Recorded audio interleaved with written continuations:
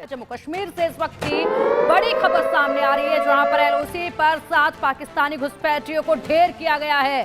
कुख्यात बीएटी के आतंकी भी इसमें शामिल हैं। एलओसी पर इंडियन आर्मी की ये बड़ी कामयाबी है। मगर ये मूडी जो है रुकता नहीं है ना, रुकता नहीं। अब ये जो इंडिया रहा है ये मूडी का इंडिया है। 7 पाकिस्तानी आतंकवादी, अगर आप देखें तो टेक्निकली इनमें 4 अल बद्र के आतंकवादी थे और 3 पाकिस्तानी आर्मी के बॉर्डर एक्शन टीम थी। इससे पहले भी हम लोग इन्हीं किस्म की हरकतों की वजह से ही एफएटीएफ में भी जा चुके हैं और मनी लॉन्ड्रिंग और टेररिज्म और न जाने कितने ही ऐसे प्रॉब्लम्स जो है वो पाकिस्तान फेस करता रहा है। पाकिस्तान क्रॉस बॉर्डर टेररिज्म है, पाकिस्तान की जो कैंसर है वो पाकिस्तान की बॉडी को खा रहा है। माय दीजिएगा, अमेरिकी सदर डोनाल्ड ट्रंप ने गजा पर कब्जे का मंसूबा पेश कर दिया है। क्या डोनाल्ड ट्रंप बगैर सोचे समझे बयान देते जा रहे हैं या फिर ये सब कुछ प्लानिंग के तहत आपको दिख रहा है? और हमें कहते हैं कि आप क्या हैं? आप एक दहशतगर्द स्टेट है। मसूद अजहर जैसे लोग जो हैं वो फिर दिखाई देने लगे हैं, फिर सुनाई देने लगे हैं। इसका मतलब यही है कि पाकिस्तान ने कोई सबक नहीं सीखा है। कोई एक रिस्पांस भी पाकिस्तान से नहीं जाता कि यूनाइटेड नेशन ने अगर कह भी दिया है कि ये लोग टेररिस्ट हैं तो उसमें हम तो मानते नहीं है भैया। हम तो तभी मानेंगे जब हमारा नुकसान होगा, और हमारा नुकसान हो रहा है। बांग्लादेश को ही देख ले, मतलब कि वो उन्होंने इंकलाब किया, ठीक है, अर्श पर थे, फर्श पे आ गए, अपने हमसायों से उन्होंने तल्लुक खराब किए। हाफिज सईद को तो हमने जेल में इसलिए रखा हुआ है क्योंकि हिंदुस्तान की तरफ से खतरा है कि कहीं हिंदुस्तान के लोग इसको मार ना डालें, उड़ा ना दें।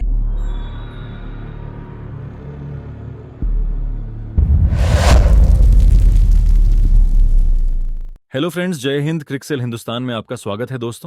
दोस्तों इंडियन आर्मी ने जम्मू कश्मीर के बॉर्डर वाले इलाके में घुसपैठ कर रहे 7 आतंकियों को मार गिराया, जिसमें पाकिस्तानी सेना बैठ के 3 कमांडो भी शामिल थे। ये घटना पुंछ जिले के कृष्णा घाटी सेक्टर में हुई। सेना ने नियंत्रण रेखा पर 7 घुसपैठियों को मार गिराया। घुसपैठिया आतंकी पाकिस्तानी बॉर्डर एक्शन टीम के साथ मिलकर भारतीय सुरक्षा बलों पर घात लगाकर हमला करना चाहते थे। पाकिस्तानी बॉर्डर एक्शन टीम इससे पहले भी भारतीय सेना पर छिपकर हमले कर चुकी है। यह घटनाक्रम ऐसे समय में हुआ जब पाक प्रधानमंत्री शहबाज शरीफ ने इस हफ्ते की शुरुआत में कहा था कि वह भारत के साथ कश्मीर समेत सभी मुद्दों को बातचीत के जरिए सुलझाना चाहते हैं। रिपोर्ट्स के मुताबिक मारे गए घुसपैठियों में संगठन अल बदर के आतंकी भी शामिल। अब पाकिस्तान चर्चा करा कि देखो, घुसपैठियों के साथ साथ पाकिस्तानी सेना के जवान भी मारे गए जो कि घुसपैठ कर रहे आतंकियों की मदद कर रहे थे। तो चलिए पाक मीडिया का रिएक्शन देखते हैं। अगर चैनल पर नए हैं तो प्लीज चैनल को सब्सक्राइब कर ले, वीडियो को लाइक शेयर कर दे और कमेंट सेक्शन में अपनी राय जरूर लिखे। इससे पहले भी हम लोग इन्हीं किस्म की हरकतों की वजह से ही एफएटीएफ में भी जा चुके हैं और मनी लॉन्ड्रिंग और टेररिज्म और न जाने कितने ही ऐसे प्रॉब्लम्स जो है वो पाकिस्तान फेस करता रहा है। लेकिन एक बार फिर जो है यही देखने में आ रहा है कि खैर कहा तो ये गया हाफिज सईद के लिए भी, जो कि अनमोल रतन हमारे जो हैं उनमें हाफिज सईद का नाम कौन नहीं जानता, लेकिन हाफिज सईद के लिए कहा गया कि जिसको हाउस अरेस्ट किया गया है, ये लाहौर में है, हाउस अरेस्ट है। लेकिन कई लोगों ने कई बार ये भी कहा कि उसको मुख्तलिफ किस्म के इवेंट्स में देखा गया है। तो इसका मतलब तो यही है कि वो बाहर भी निकल सकता है और किसी ना किसी इवेंट्स में भी शिरकत कर सकता है, जो कि एक बहुत गलत बात है। और पाकिस्तान को प्रॉपर तरीके से इन लोगों को पकड़ के जो है सजा देनी चाहिए, ना कि इनको सजा बना के रखा हुआ है। लेकिन बात सारी वही है कि हमारे लिए तो जी अनमोल रतन है, हमारे लिए तो ये नेशनल हीरो हैं और इसीलिए इनको इतना बचा के रखा जाता है। बल्कि एक टीवी डिबेट के अंदर तो हमारे यहाँ की एक जो पॉलिटिशियन है वो ये भी कह चुकी हैं कि हाफिज सईद को तो हमने जेल में इसलिए रखा हुआ है क्योंकि हिंदुस्तान की तरफ से खतरा है कि कहीं हिंदुस्तान के लोग इसको मार ना डालें, उड़ा ना दें, इसलिए हमने इसको बचाने के लिए हाउस अरेस्ट किया है। वरना ये हमारे लिए हीरो है, ये हमारे लिए कोई मुजरिम नहीं है, ये हमारे लिए टेररिस्ट नहीं है। बाकी यूनाइटेड नेशन गई जैसे कहते हैं ना तेल लेने, कि यूनाइटेड नेशन ने अगर कह भी दिया है कि ये लोग टेररिस्ट हैं तो उसमें हम तो मानते नहीं है भैया। हम तो तभी मानेंगे जब हमारा नुकसान होगा, और हमारा नुकसान हो रहा है लेकिन इसके बावजूद अभी तक हम मानने को तैयार नहीं। पाकिस्तान क्रॉस बॉर्डर टेररिज्म है, पाकिस्तान की जो कैंसर है वो पाकिस्तान की बॉडी को खा रहा है। कोई एक रिस्पांस भी पाकिस्तान से नहीं जाता।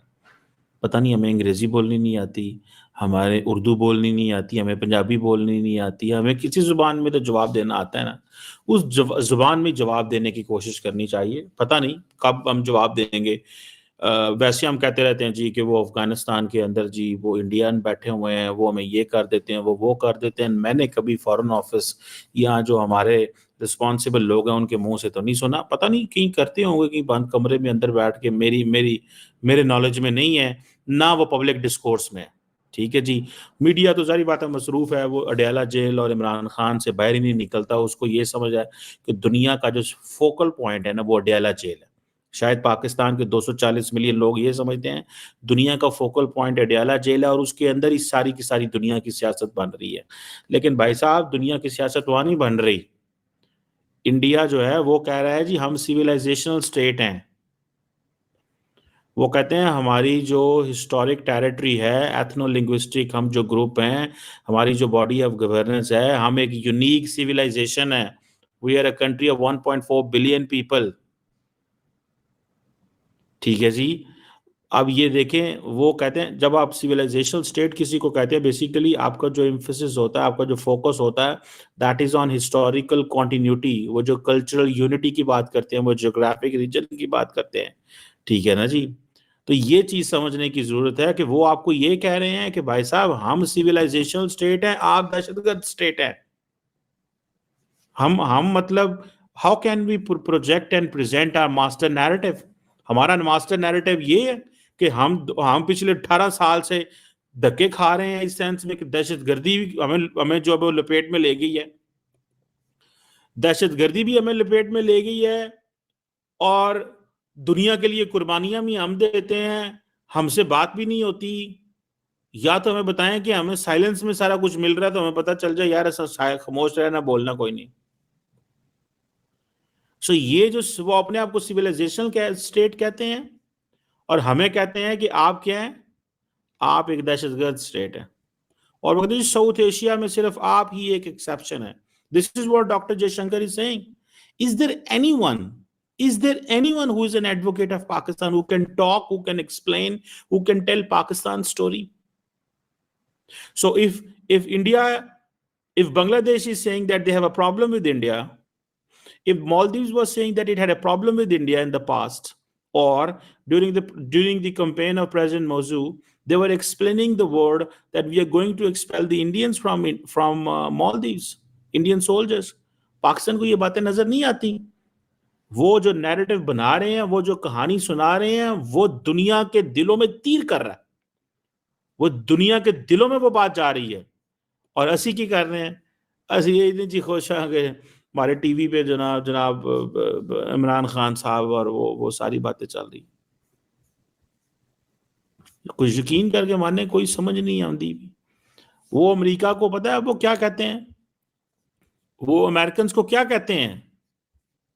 वो अमेरिकन को कहते हैं कि हम अब हमारे अंदर अब कोई हेजिटेशन नहीं है, हमारी लॉयल्टी का टेस्ट ना लें। हम तो लॉयल रहे हैं यार, हमने तो दुनिया के साथ मिलकर सारी की सारी अमन लाने की कोशिश की है। आज हम रीजनल अप्रोच नहीं बना सकते।